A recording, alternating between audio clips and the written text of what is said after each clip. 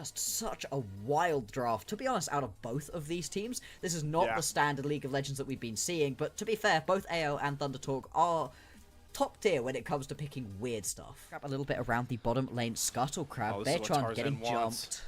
Yeah, Tarzan wants this fight here. Beitron just doesn't have the damage to really answer. Who is going to find the call first? It's Feather flying with a headbutt. Kyle does land the dredge line on a Beitron. What extends here? Here comes Hope as well, but Beitron's going to fall. It's the Doll getting the first blood for Tarzan. Mid laner's trying to join the fray, but it's just Tarzan finding so much value. Good seismic shove from Satab to find a trade, but Hope has the lethal tempo stack. The plasma stacks. One extend has nowhere to turn. No flash out, so he's just going to go for blow. Makes it another trade. Trades galore. It's like we're on the stage.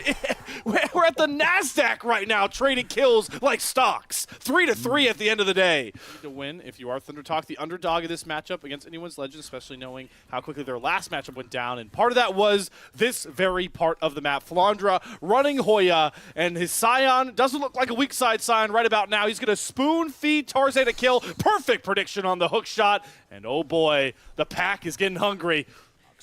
There's no two ways about it. Camille from behind is not going to give you anything. And even if you put a Scion behind in this matchup, I don't know how much that actually gives to you. With this sort of wombo combo composition that was already being picked up for ThunderTalk, it just leaves me with so many questions as to whether or not a more standard top laner would have been good. Even something like the Ornn.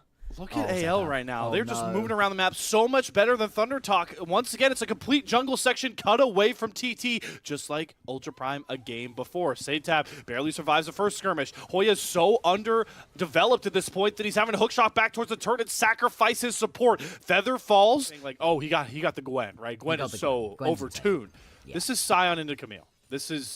This isn't even the same ballpark as their last matchup, but it's still Flandra finding success here. Beitron, though, looking to find angles on other sides of the map, going after Shanks.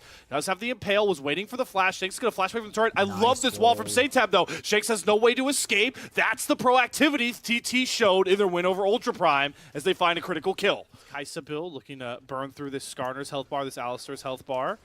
We might have a fight before we talk more about these items. Kyle lands a dredge line on a Feather, uses the dredge line on to 1xn, so the depth charge is down. 1xn wants an ankle to use that bullet time, but he's got the pack on top of him. Tarzan going to disengage for the time being as Beitron does get the ignite thrown over him. Satab flashing with the seismic shove. In goes Hoya, the underfed Camille trying to set up the rest of his team, but down goes Feather first. Shanks is able to survive. Kyle, all these low health bars making no difference, but it's Hope flying in with the killer instinct on his mind to once again run a fight for anyone's Legend. Satab has to fly out. It's a multi-kill play for Hope, and maybe even more as Tarzan gobbles down one final kill. Satab, that turret will not save you. It's a full moon. The pack is hunting. Here comes Tarzan, and the Nefiri once again claiming more blood on Summoner's Rift in the LPL. Jump in with the ulti. It doesn't work out right here, and ThunderTalk, they lose so much off the back of that. At least because we're early on into the game, the respawn timers are quick. Beatrons are able to get here and actually is going to be able to pick up all 6 of the grubs. It's something. It's not a lot, but it is something. Worried about this dive, and it's 1 versus 3. 1 versus 4. 4. 5. Everybody wants Flandra right now. All right, let's see how long he can survive. Flashes out of the first one. All right, but the Sunlock lands. I mean, they brought the entire squad. Everyone's here to pack out Flandra. So you got the kill, but at what cost, Bloxer? Oh, that was so treacherous. That kill there, if you get a 1v5 return kill, that would have been insane in that situation. Look at the rest of the map right now. I mean, yeah, they're losing out massively for this one. They're going to lose a bot lane tier 1. They're going to lose a ton of damage off of this mid lane. I don't know quite that Hope's going to be able to fully pick this one up, and all you're returning it for is 1 tower. And yeah, you do take it a lot quicker, but still, even despite having all 6 grubs, ThunderTalk are going to miss out on having that first tower blood. My question becomes, for you, Bloxer, how do anyone's Legends break open the map? And maybe I don't even have to ask you, because we're once again seeing an aggressive Realm Warp. This is the new Rise. There we go. I think Bloxer's liking it. I am indeed. That's exactly what I want to be seeing right here from Shanks previously. Again? Although it only just worked in the previous Hold on, try. Guys. This is 4, not 5. Yeah. Can Flandra, is that the difference maker? Man, oh man, a lot of time to burn through this turret. You're lucky you've got a full tank Skarner. Flandra dies again, and They're farming Scion Gold as often as they can, no, but on the other end of the map, it's Hope flying in. All he needed was one depth charge, and he's got himself his 6th kill in a row. That is a 17-0 scoreline for Hope right now across his 2 games today. Hey, he's just popping off on one, and they're going to pick themselves up the mid lane tower as well. Another play out of ThunderTalk that works technically, but doesn't really get them anywhere. They're still bleeding out gold. They're still going to be down by 4,000 at this point in the game. And it just doesn't feel like they can actually get their way back into the game. Yeah, you can keep farming kills onto the Scion, but what you're losing across the rest of the map is not making it worth it. And what a staple performance from Tarzan. To get a little bit more pressure onto these towers, Hoya has been having a very bad game so far. And once again, he's not allowed to farm. He's on 100 CS. This is once again shades of that Ultra Prime game where AL, they're daring the enemy team to try and fight them, or they'll just take all the resources off the map. Feather gets the memo. They're going all in for Kyle. Good seismic shove, tons of damage. The Nautilus is down first. Flandra off to the side, trying to maybe find a pick onto 1xN as that very tanky Scion. But for the first time, we do see AL on a bit of a back foot here. Flandra, you making me eat my words, trying to set up the Wolfpack to fly on in, and just like that, with a snap of the fingers, Tarzan has his first kill. Hoya with the Hexing ultimatum gets absolutely no value, because here comes the dog, flying in once more. Bullet time being dropped through, Tarzan gonna have to flash over it. Beitwan's chasing him down, doesn't need the install in back, but it's Hope to bail out his jungler. The dogs live, and it's Hope to bail out a narrow fight in the favor of anyone's legend. Long enough, and Beitwan doesn't do any damage. Hoya doesn't do any damage. Oh, and there's no damage for Hoya to do. Game. He is a victim of the pack, and it's such a stark difference compared to Split 1. But back to action here. It's Tarzan waiting to hunt in these brushes once more, dashing in and out of all these fights. Goes untargetable over the seismic shove. Love that from Tarzan. He's going to give the kill onto from Feather onto Hope. Hope goes legendary once more, and here comes the pack again. Satab knocked off of his tidal wave of a wall to run through, and he's just run into the brick wall that is Flandra. Seismic smash down to find the kill onto Satab. Prize, that is 4-1-11 right now for Tarzan. Is just running these team fights. Hope yet to die today. And AL, they really are looking like one of the top teams in the LPL at the moment. Back to form.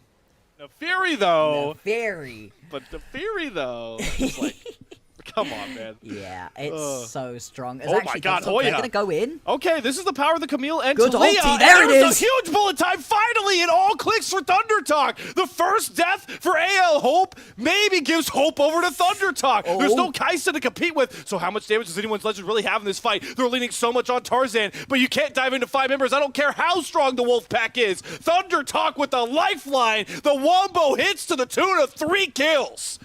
There we go. This is the ThunderTalk that we were hoping to see in this matchup. The one that follows up on the slightest hint of a potential engage. And they're going to see what they can get off the back of this one. Going to pick themselves up this nice first tower into the mid lane. They've been unable to crack this one for so long. And they're going to pull back to get themselves a Drake right here. This is going to stop this from being Hextech Soul for AL. This game felt like it was all said and done. It's still an uphill battle for ThunderTalk. But what a way to try getting it back into it. And if ThunderTalk actually want to come back into this game, they're going to need to grab it.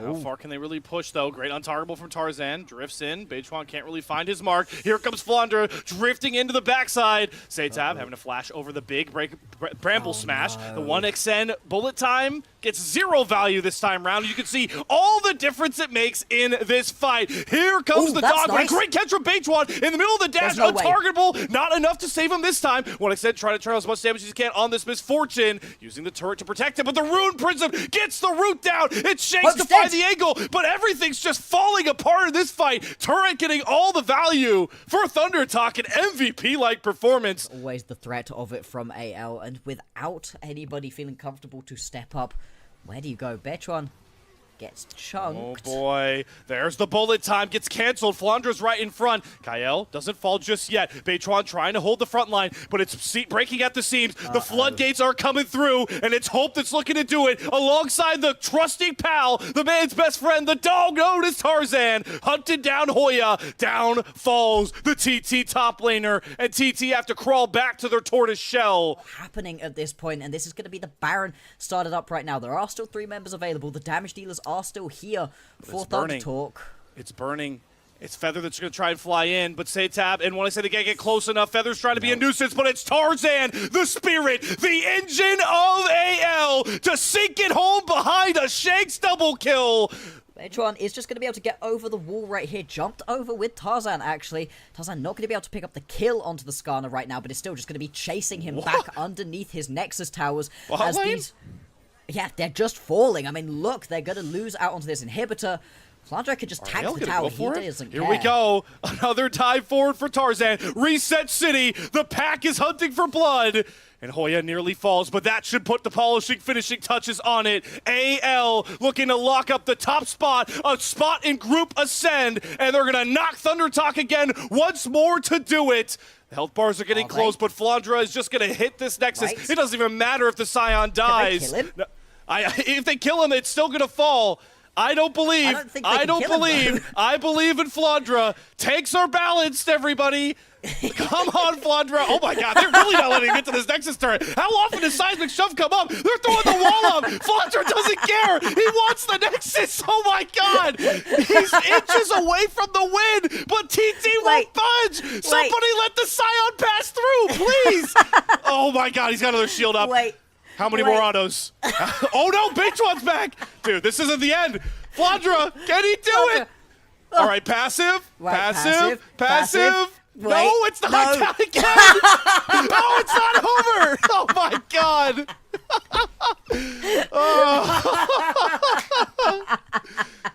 Oh man. That was like 15 seconds of Flandre getting hit by 3 people, and it still nearly didn't matter. Oh, my stomach actually hurts from laughing. Oh my lord. I mean, the game's not over, technically. It's over, though. It really is most over a game with a Nexus still standing has ever been. I've seen a headbutt happen so often. Or a seismic shove, like the Weaver's wall up. All right. Here we go. Flandre, he's going again. Here's how you do it. Go. You just realm warp behind ThunderTalk. Of course, that's how it ends. It's with a realm warp. Oh, dude, it's 1 auto again. All right, it's over. Anyone's legend. Top of Group B, on to Group Ascend they go.